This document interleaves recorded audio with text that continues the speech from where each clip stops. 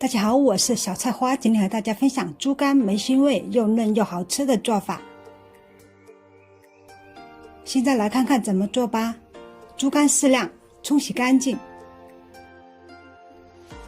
把猪肝切成薄小片，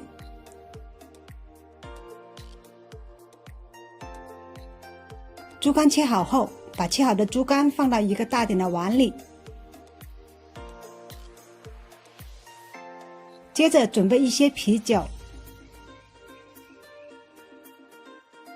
把啤酒倒入切好的猪肝里，紧接着用啤酒一片一片的搓洗切好的猪肝，把猪肝里的血水搓洗出来，搓洗后的啤酒变成了红色，用啤酒搓洗后的猪肝一点腥味也没有。再把洗好的猪肝放到一个小碗里，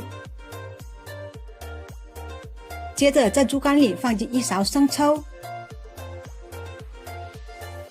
一勺蚝油、一点花生油，然后再放进一个蛋黄、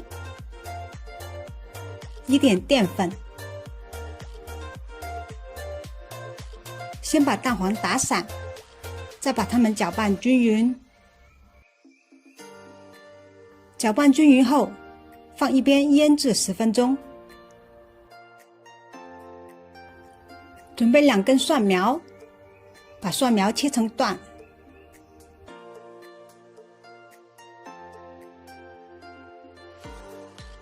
几个小红辣椒也切成段。把切好的蒜苗、小米辣放一起，蒜几瓣压扁切碎。姜一小块，切成姜末。几个干辣椒，香而不辣，切成小段。把切好的蒜、姜、干辣椒放一起。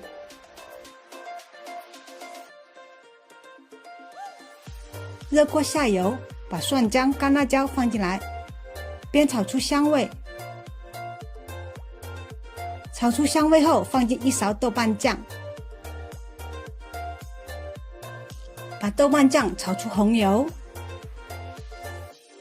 再把腌制好的猪肝倒入锅中，放进一点老抽上色，切记不要再放盐。豆瓣酱和生抽里的咸味已经足够，然后把小米辣椒和蒜苗放进来，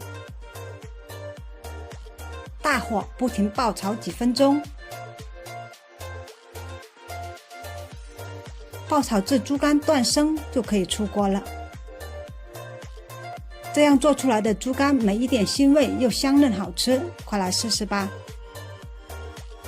今天的视频就分享到这，喜欢我的视频欢迎分享、点赞、关注。